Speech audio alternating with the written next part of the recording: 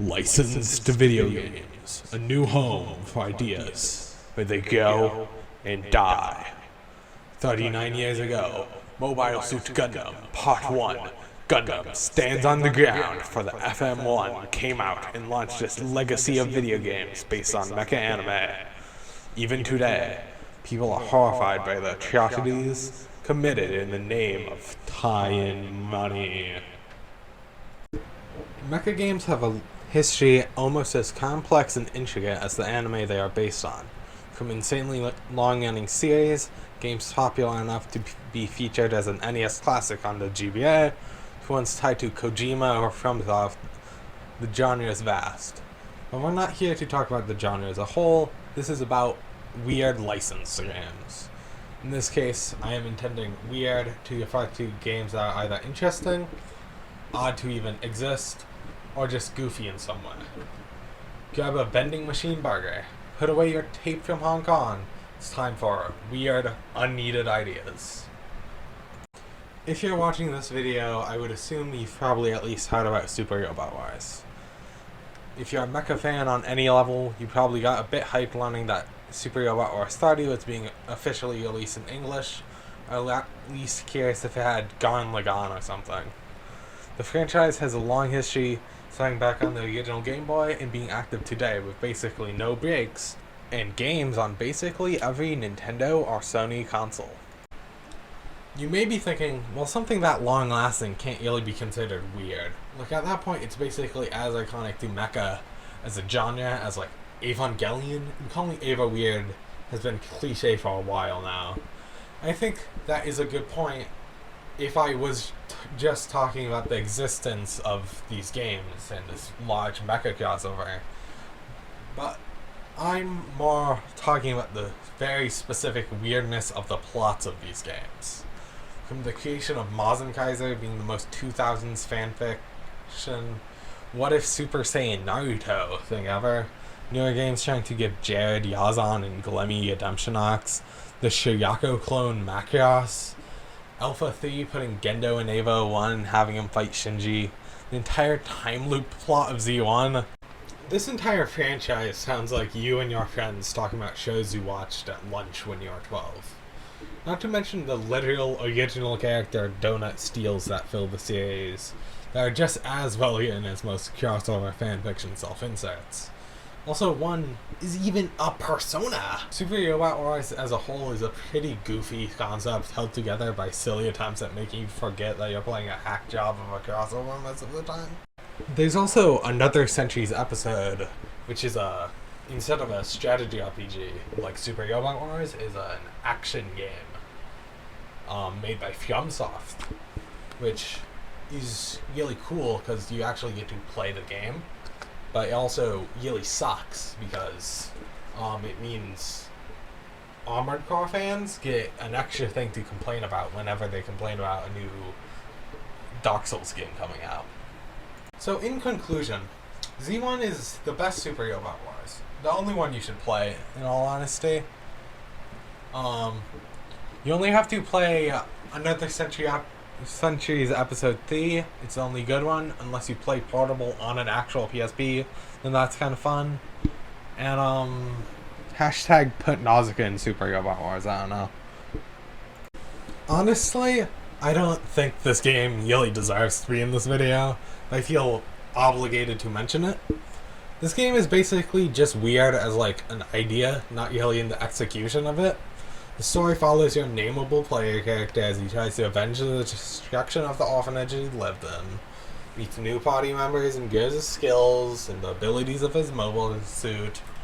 I would assume just from hearing that you think, sounds kind of basic, and yeah, it, like, is. There's some lowish tech world that's low-tech because of an apocalypse that happened a long time ago, which is a trope I really like, but I don't know, the game just never really clicked for me.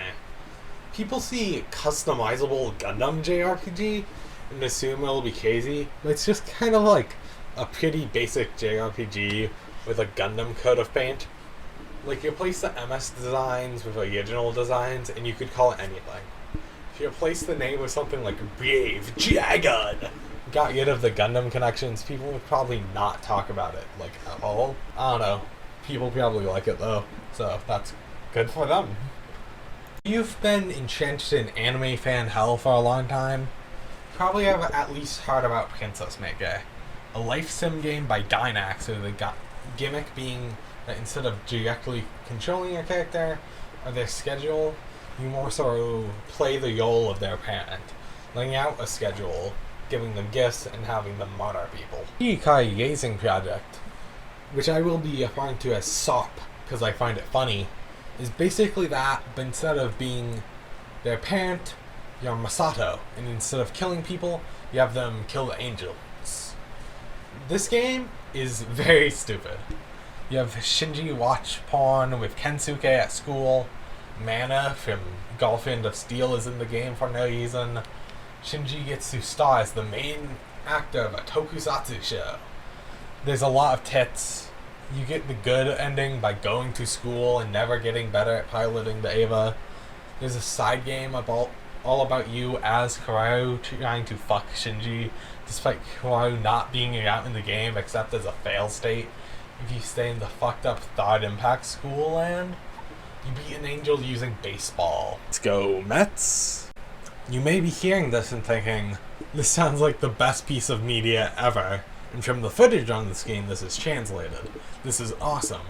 Yeah, it is translated very well if I say so myself.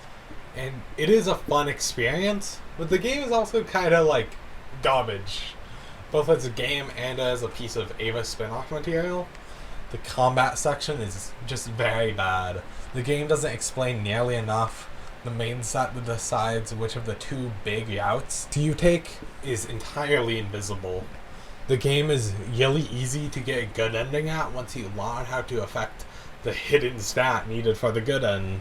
A lot of the stuff is either completely unnecessary or fully random. Four of the romance routes for Shinji are with adult women, one of which is your player character, Masato. That's weird. If your highest affection rating is with Shinji's friends and you're on the bad end route, Shinji kills himself, which is weird, but also kinda really funny. The game implies that the ending of EOE is the Asuka romance route, which is a weird way to interpret EOE, but it's one that I've seen, and that is bad. The art is horrific. Listening to me tan to this game, you're probably either confused why I said it was a fun experience, or mad at me for being a no-fun little bitch who can't even like the funny, grooming pedophilia game. Both of these are probably good arguments. This game is not that fun if you think at all while playing it. Also, if you fully just turn off your brain and just kind of experience the game, it's good fun. I enjoyed both of my playthroughs and my playthrough of the Kuraru side mode.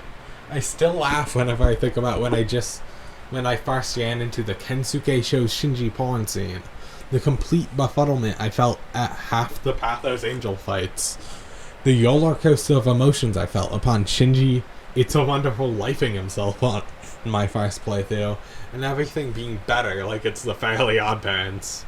I think SOP is a perfect example of junk food media. It's the video game equivalent of like any Hollywood movie sponsored by the United States military, but instead of having to ignore how the United States is horrible, you have to ignore pedophilia. I think you can argue on the specifics. Most of the weird shit is avoidable by just not interacting with women, something Shinji also should have done in the show. That has a specific feel where it's bad, but kind of soul. I don't think I would ever really recommend someone play SOP, especially without a guide. It's not really fun for Ava fans in a way that like seeing GFPA on Twitter doesn't already fulfill, but it is something I'm happy exists, which I guess isn't something I can say about like 3 out of the 4 rebuild movies. I think this video would feel incomplete if I didn't mention a bunch of random games I don't have much to say about. Neon Genesis Evangelion Angel Gazing is a Tamagotchi-like game where you play as Kaji raising an angel embryo that can evolve into the angels from the show, the Avas, Adam, Lilith, Yae, or Pen Pen. The game is pretty fun for a Tamagotchi-like. That is surprisingly cute. The WonderSwan cover of the OP on the title screen is good. You get to sexually harass women, so it really makes you feel like Kaji. There's also the actual Eva Tamagotchis, which seem to indeed just be Tamagotchis, but Eva. Evangelion Battle Orchestra is a platform fighter that lets you play as the Evas from the show, unique ones designed for the game, all the angels, and Gunbuster from Gunbuster. From my experience with the game, as someone who is not good at any fighting game, it feels pretty clunky and bad, but I don't know how much of that is just me being bad at the game. So, I don't know, check it out yourself. I think the PSP version is meant to be better.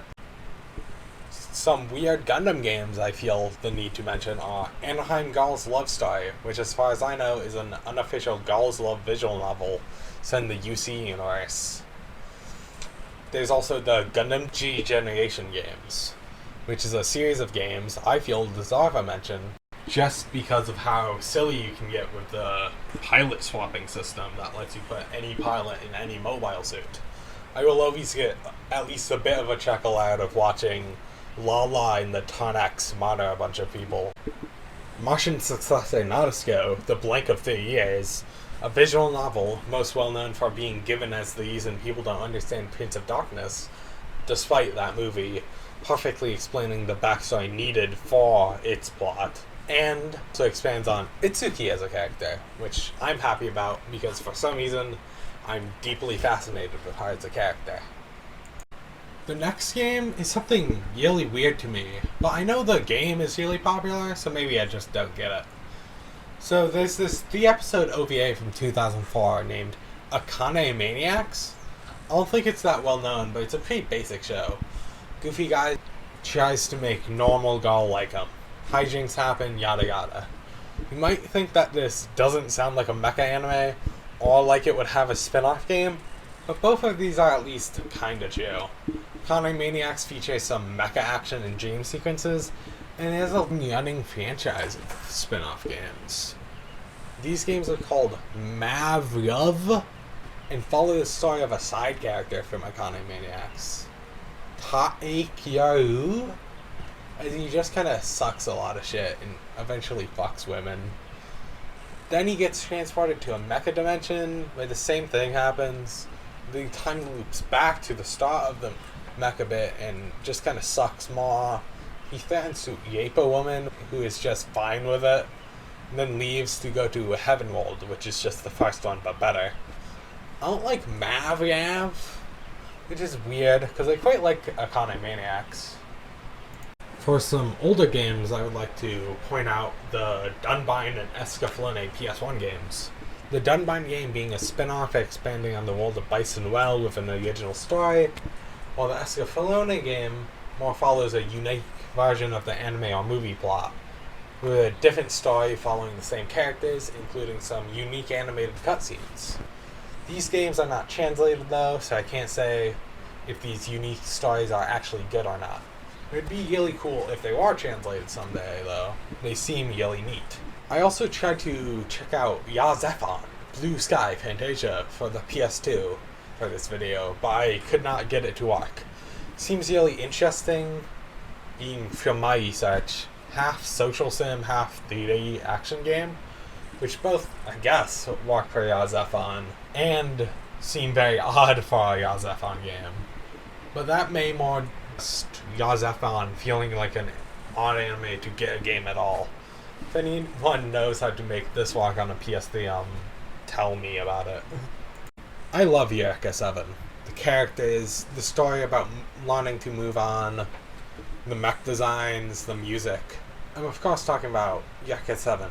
AO, Astral Ocean. Yeah, I've never been that big of a fan of the original Eureka 7. I just didn't vibe with a lot of the show. Most of what I enjoyed was like Anemone and Dominic, the Beams arc, and the art and music. But because my mind loves to make me have the silliest opinions, I really love the extended franchise built off Eureka 7. And the two games released for the PS2, Eureka 7 The New Wave and Eureka 7 The New Vision, are some of my favorite parts of that extended franchise. This series of games follows Sumner Sturgeon, the son of an influential man who's known for being against the use of LFOs in the military. Throughout the first game, we follow Sumner and makes new friends at the New Wave Military Academy and within the military itself. He goes as a pilot in parallel to the advancements of LFOs as military weapons, experiencing, from an on-the-ground regular soldier perspective, the birth of Gecko State before finally realizing that the United Federation is corrupt and deciding to fight against them, and the friends he made that still believe in them, even using in this final battle the Nearwash from the original show as he steals it to give to the Gecko State. Much like most of the Yakuza 7 franchise, this game focuses on a main relationship. In this case, it's between Sumner and Yai, a girl he met at New Wave, who mysteriously disappears at the end of their time at the academy. They meet again while he's in the military, and it's revealed she figured out the truth of the United Federation and New Wave. She acts as the main guide for him, learning this same truth. But at the end of this game, they are forced to part ways. New Wave is a pretty simple game, mainly made up of pretty good mecha combat that feels surprisingly smooth, even if the actual melee hits that make up most of your damage output is stilted. The game also features some out-of-LFO gameplay. It's probably when the game is at its worst. Really scuffed combat and wonky boarding gameplay means those sections feel like filler compared to the surprisingly good mecha combat. As well, at the very end of the game, we get a taste of the LFO boarding combat that makes up a lot of new vision, and it's an insanely exciting moment. I think personally, New Wave alone would be kind of boring. A fun spin-off game that has some good ideas and fun backstory. That leads us to New Vision. And New Vision is insane. New Vision starts off where New Wave ends, even letting you transfer your LFO and character level from New Wave. I'd like to start this discussion of New Vision by talking about the gameplay. While New Wave was a surprisingly fun licensed game with some jank, New Vision pumps both of those to the extreme, making the mech action faster and more enjoyable from start to finish, building on the LFO boarding gameplay to make it almost as enjoyable as the ground battles, but it also moves the character action from small jank sections to more common, longer, more difficult sections that also become much more fun as you finally learn how to stun lock people with guns to death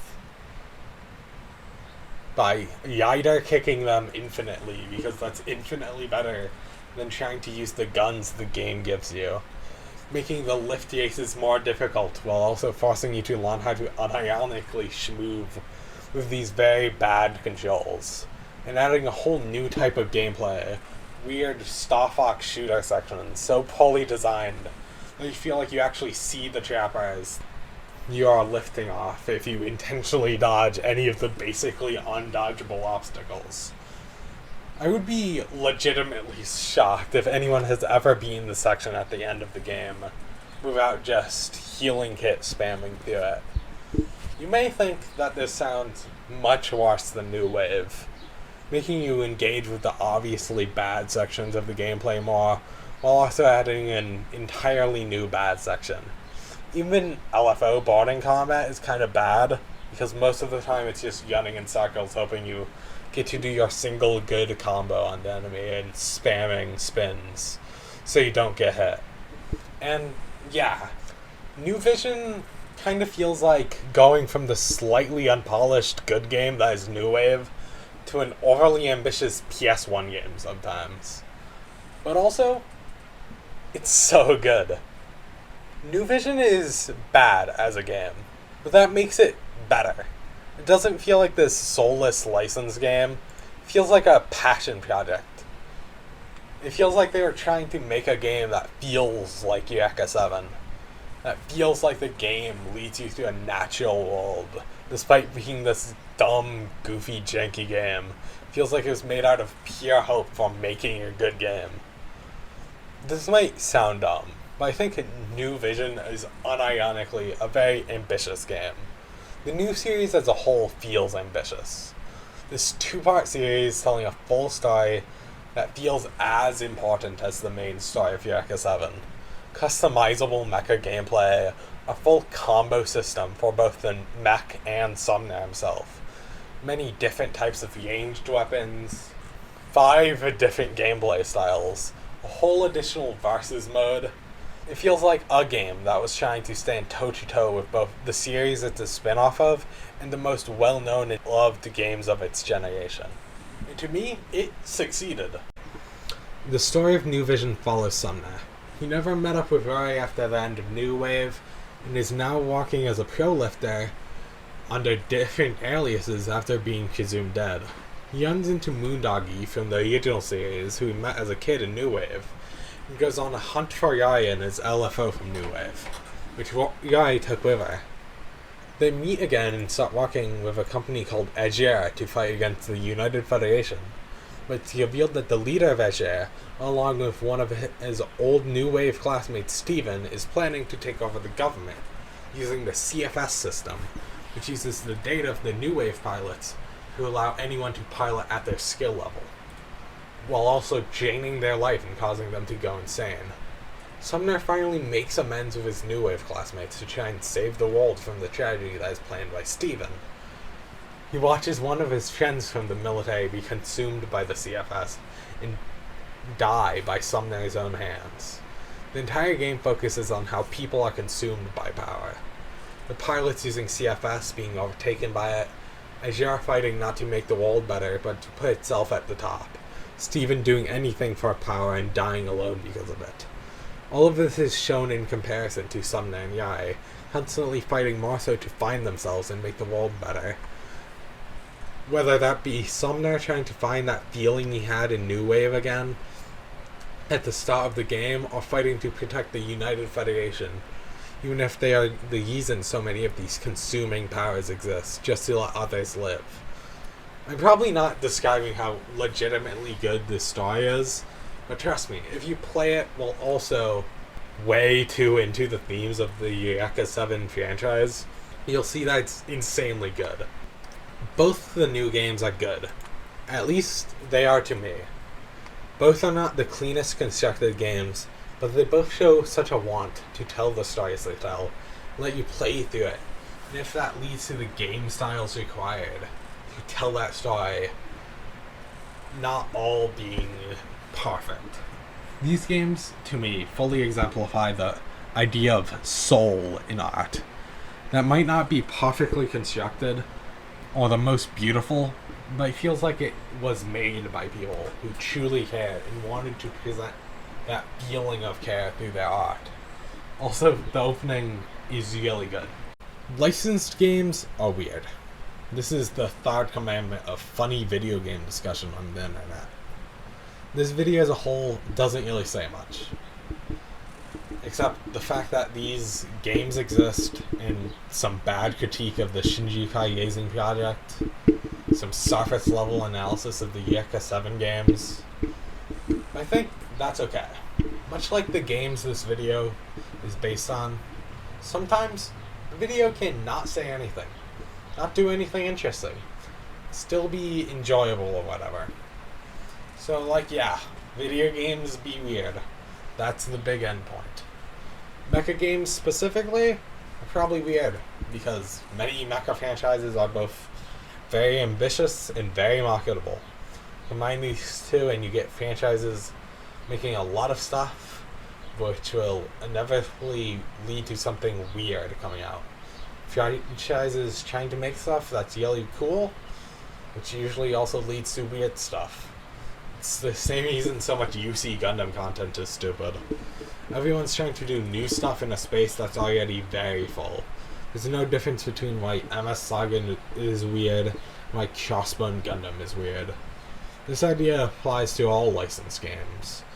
All art made to be an add-on to existing art will be inherently kinda odd, unless it exists only as that add-on and nothing else.